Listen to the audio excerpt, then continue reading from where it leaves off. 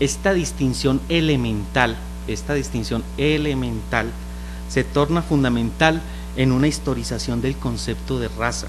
Se evitarían muchas confusiones y debates si estableciéramos una distinción entre la presencia o no de la palabra y la del concepto de raza, o más precisamente las conceptualizaciones en plural de raza.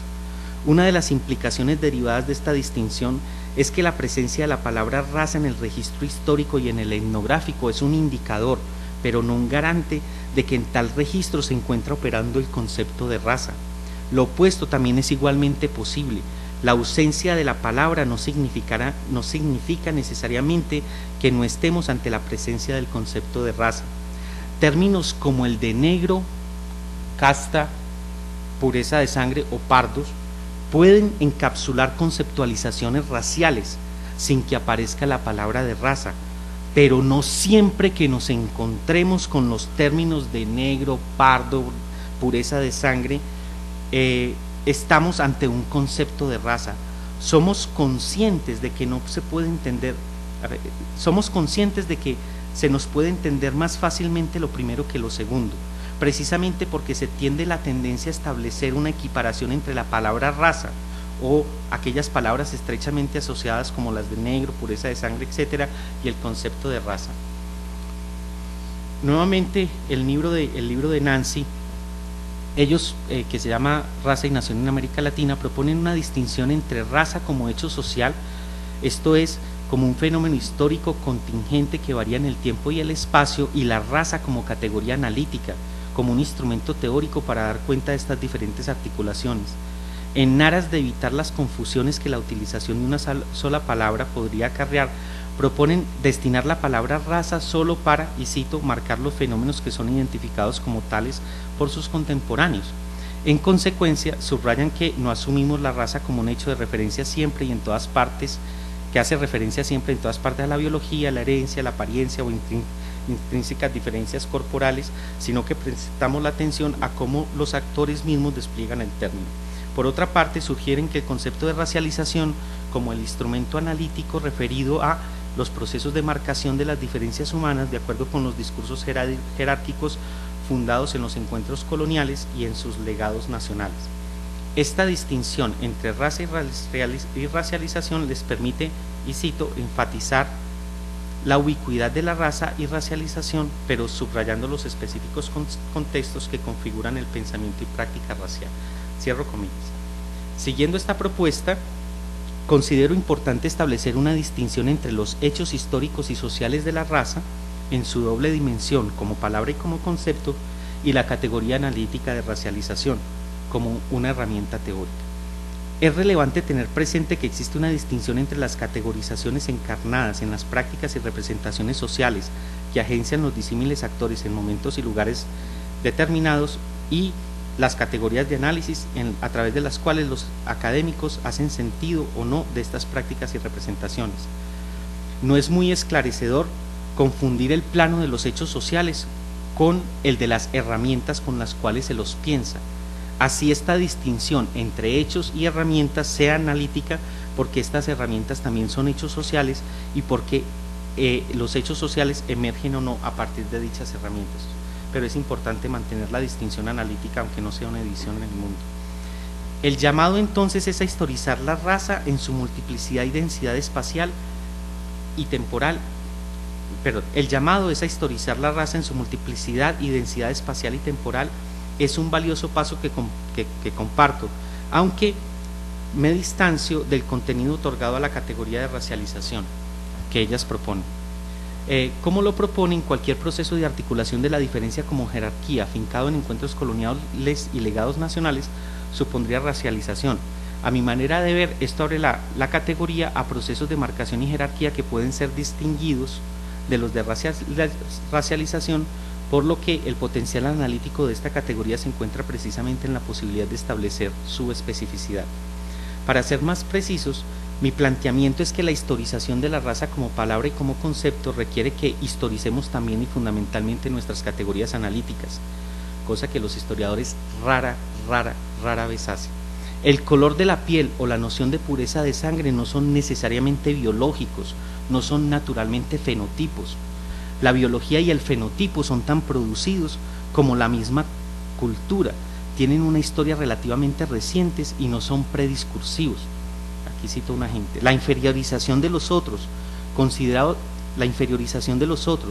considerándolos incluso como no humanos, no es articulada racialmente de forma inevitable, no supone necesariamente una taxonomía racial, sino que apunta a un fenómeno que por lo demás es bien extendido y que la antropología ha denominado etnocentrismo.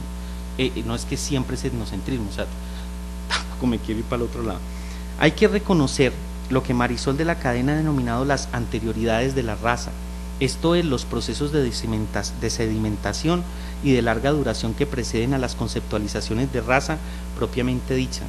Las conceptualizaciones de raza no aparecen de la noche a la mañana, y aquí cito a Marisol: los elementos que componen el concepto de raza son anteriores a su emergencia, se mantienen en transformación durante mucho tiempo, cambian de significados y mantienen su sedimento en tensión con los cambios que permiten su adecuación en locaciones y temporalidades distintas.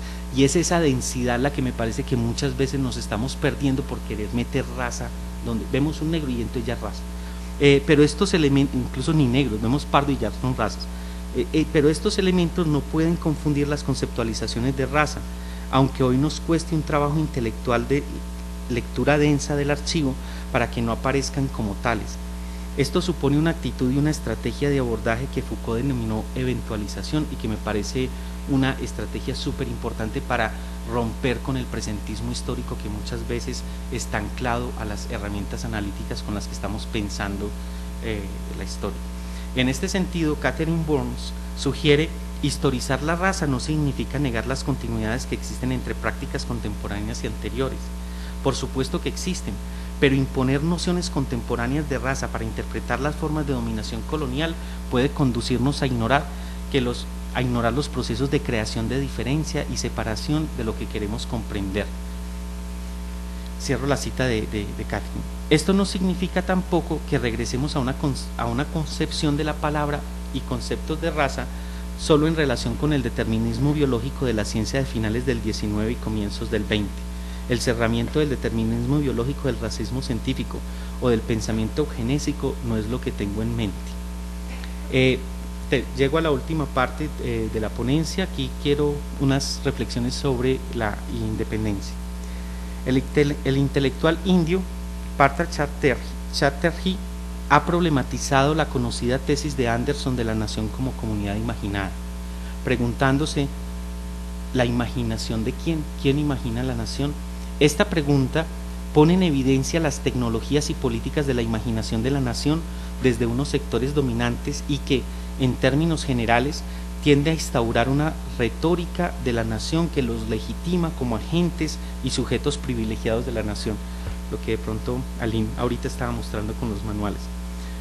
Frente a la ola celebratoria que se avecina y que ya nos tocó con el bicentenario, una pregunta análoga debe realizarse: ¿quién imagina la independencia? ¿En qué términos y bajo qué silenciamientos es imaginada? ¿Cuáles son las retóricas y las políticas de tal imaginación? Por lo que respecta a la gente negra, algunos de los cuales hoy se nombran como afrodescendientes, cabe recordar un par de conceptos sugeridos por Nina S. de Friedman a principios de los años 80 y que, frente al celebracionismo oficialista de las élites del país, siguen totalmente vigentes. El par de conceptos que operan conjuntamente son los de invisibilización y estereotipia. Nina S. de Friedman los plantó como un par que hay que entenderlos articulados. Invisibilización como borradura de trayectorias, presencias y aportes de la gente negra. Estereotipia como las imágenes caricaturizantes, descontextualizadas y simplificantes del negro. Para poder dimensionar los particulares ensamblajes y las exclusiones de eso que imaginamos y experimentamos hoy como colombianidad, se requiere visibilizar y desestereotipar el lugar de los sectores subalternizados, entre los cuales se encuentra la imagen del esclavizado, pero también del cimarrón, junto con lo de las múltiples inscripciones de sus descendientes. Me parece que no es suficiente con visibilizar los negros si achatamos la noción de negro a unas imágenes homogenizantes racializadas, o si achatamos la imagen de lo negro a unas lecturas súper caricaturescas que no da cuenta de la densidad y la filigrana regional que articularon sus múltiples agencias.